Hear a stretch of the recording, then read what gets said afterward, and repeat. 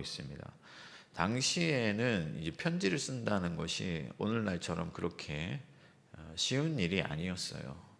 파피루스라는 이 종이를 구하는 일도 쉽지 않았고, 또 그 종이 질감이 굉장히 거칠기 때문에 글자를 하나하나 이렇게 새겨서 편지를 쓰던 시절이었습니다. 그래서 대필자를 고용하거나 또 직접 편지를 쓴다면 굉장히 힘든 일이었다 하는 거죠. 그래서 대개는 편지할 때 안부를 짧게 마칩니다. 바울도 다른 서신에 보면은 이 안부 인사를 굉장히 짧게 마쳐요. 어떤 편지에서는 은혜가 너희와 함께 있을지어다, 이렇게 그냥 짧은 한마디로 마치기도 합니다. 그런데 유독 로마서에는 1절부터 16절까지 무려 27명에 달하는 그런 사람들에게 문안할 것을 일일이 거론하면서 말씀하고 있다 하는 거예요. 그러면 바울이 갑자기 생각나는 사람들이 많아서 그랬을까? 아니면 특별히 보고 싶은 사람이 있어서 그랬을까?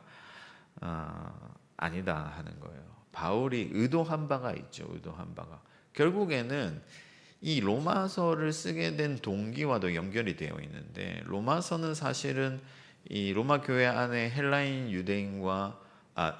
그리스도인과 유대인 그리스도인들 사이에 어떤 갈등이 있었다는 거예요. 그 갈등을 봉합하고 하나님의 교회를 온전하게 하기 위해서 이 편지를 썼어요. 그래서 많은 어떤 복음의 교리적인 내용들이 나오지만은 사실 바울이 말하고 싶은 것은 뭐냐면은 복음이 우리를 하나 되게 했다 하는 거예요. 복음 안에서 우리는 하나가 되었고 서로 사랑해야 되고 한 가족이 되었고 하나님의 나라에 다 같은 식구가 되었다 하는 거죠.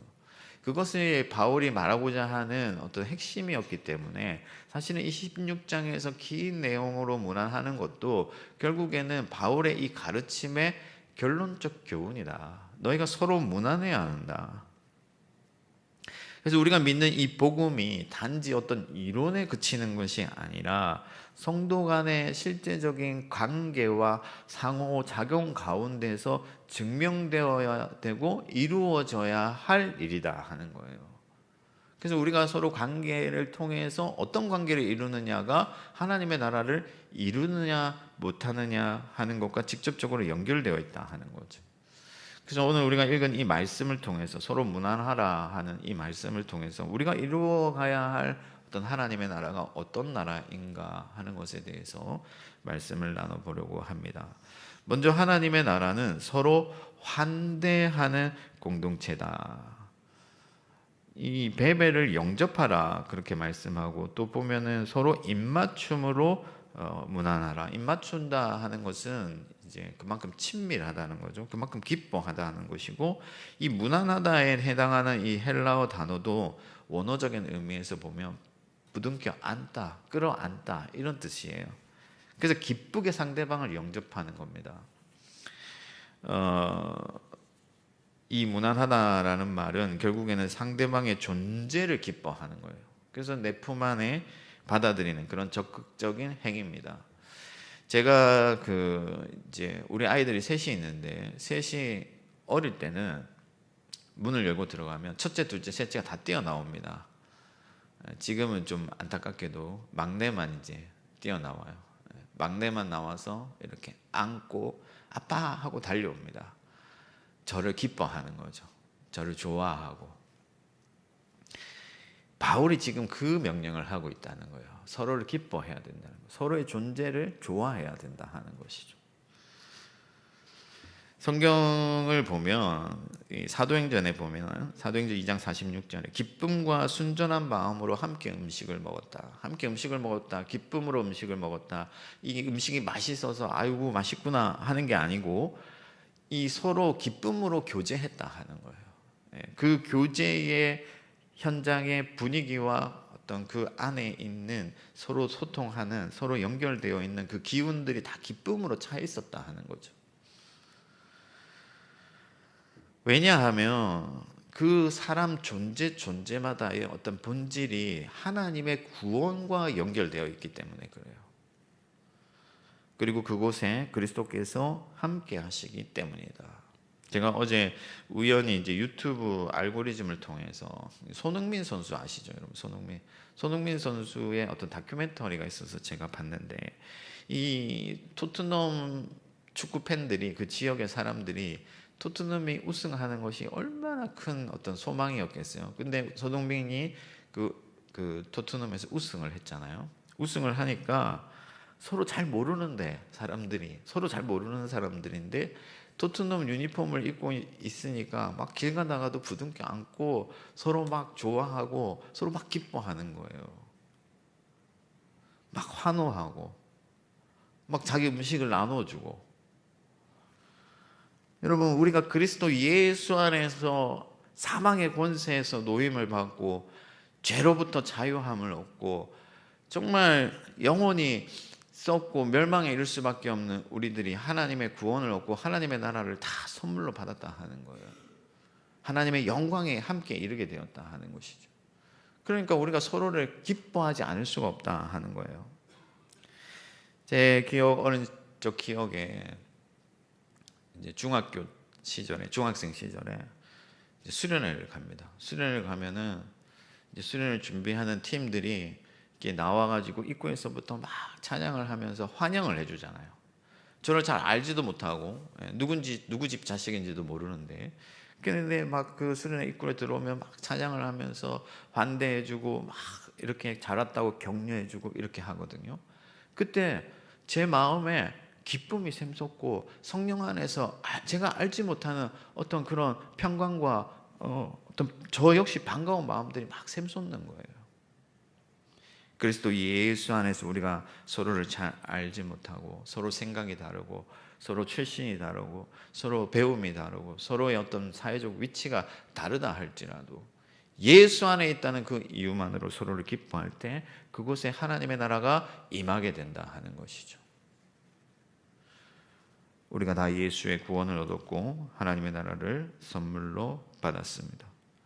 그리스도 안에서 서로를 마땅히 기뻐하고, 특히 복음을 위해 수고하는 선교사님들 그리고 목사님들 또 여러 주의 종들을 여러분들이 기꺼이 여러분들의 품에 안으실 수 있기를 바랍니다. 그들을 영접하고 환대할 때 하나님의 나라가 그곳에 임한다 하는 거예요. 예수님께서는 냉수 한 그릇의 환대도 결코 상을 잃지 않을 것이다 말씀하셨습니다. 서로를 온전히 기쁘게 여기고 서로를 존귀하게 여기고 서로를 환대할 수 있는 저와 여러분들 되기를 축복합니다.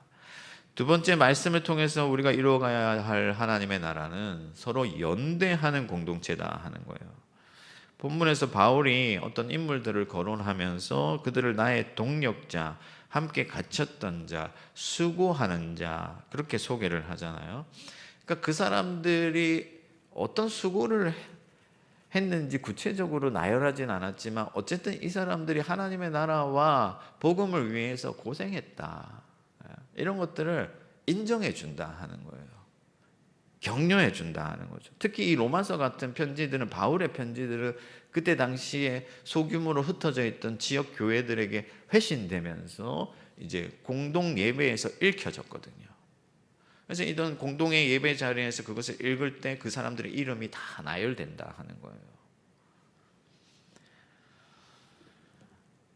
바울이 이렇게 서로 그 사람들의 이름을 불러주면서 나의 동력자다, 함께 갇혔던, 특히 이제 베베 같은 이 여성을 불러준 것은 바울의 어떤 연대 행위죠. 베베가 여자라고 해서 무시당하지 아니하도록, 그가 하나님의 교회의 귀한 일꾼이기 때문에 연대해라. 그리고 그를 도와줘라. 그가 하는 일을 힘써 도와줘라 하면서 이제 바울이 연대하고 그들에게도 서로 연대할 것을 명령하고 있는 것이죠. 쉽게 말해서 서로에게 힘이 되어줘야 된다 하는 거예요.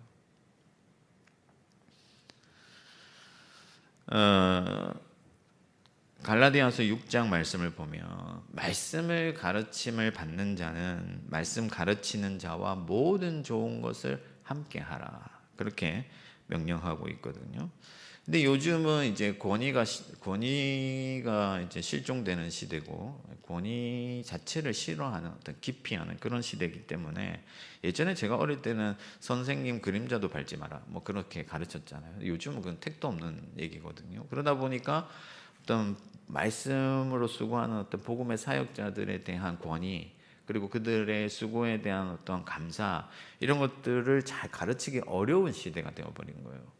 그러나 성경은 분명하게 말씀을 하고 있는 거죠. 서로에게 힘이 되어줘야 된다. 복음을 위하여 수고하는 자들을 위해서 너희가 기꺼이 그들의 수고에 감사하고 그들을 지지해주고 그들을 도와줘야 된다. 그래야 그곳에 하나님의 나라가 임한다고 바울이 말씀하고 있는 거죠. 저도 이제 올해로 이제 대학부 사역을 마무리하는데, 제가 이제 대학부 30살에 시작했으니까 딱 20년 했거든요.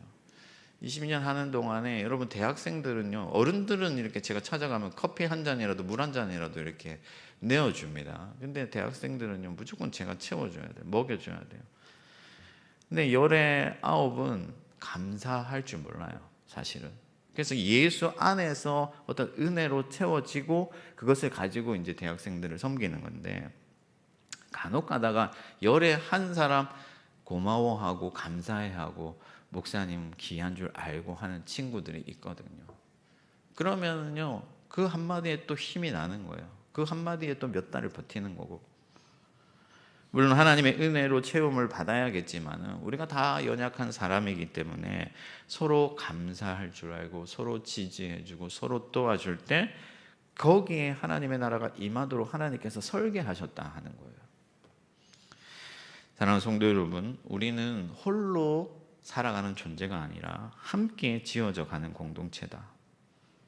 그래서 기꺼이 서로를 채워주고 서로에게 힘이 되어줘야 된다 하는 거예요.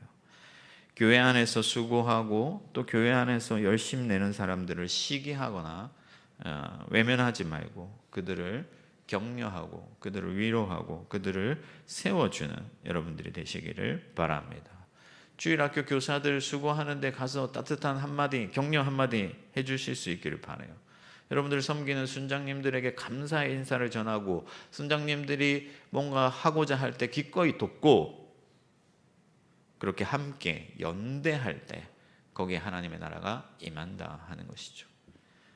사랑하는 저와 여러분들이 성령님께서 우리의 연대를 통해서 일하신다는 사실을 믿고 기꺼이 여러분 자신을 성령께 내어드릴 수 있기를 주님의 이름으로 축복합니다.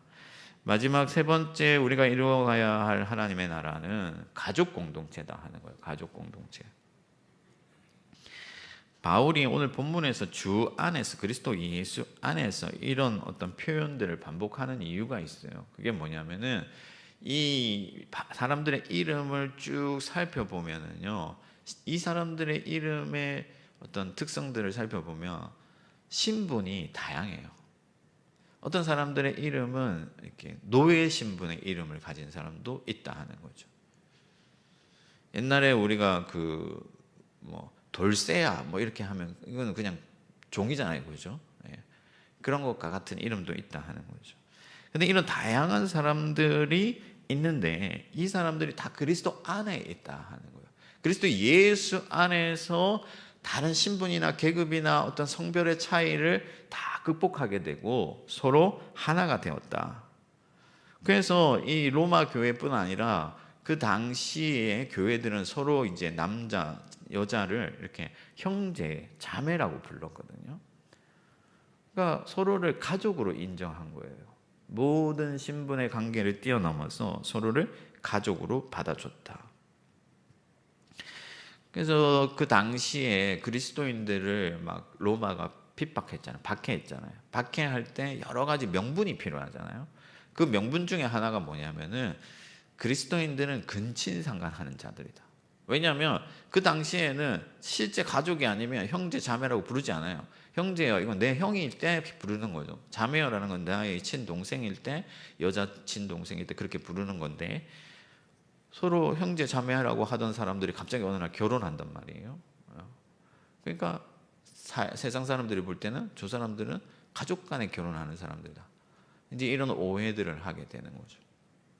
그만큼 서로 정말 친밀하게 가족처럼 그렇게 그룹을 이뤘다 하는 건데, 예수님께서는 누구든지 하늘에 계신 내 아버지의 뜻대로 행하는 자가 내 형제요 자매다 라고 말씀하면서 우리가 하나님 안에서 새로운 어떤 가족 관계를, 형제 자매 관계를 이루었다라는 것을 말씀하고 있습니다.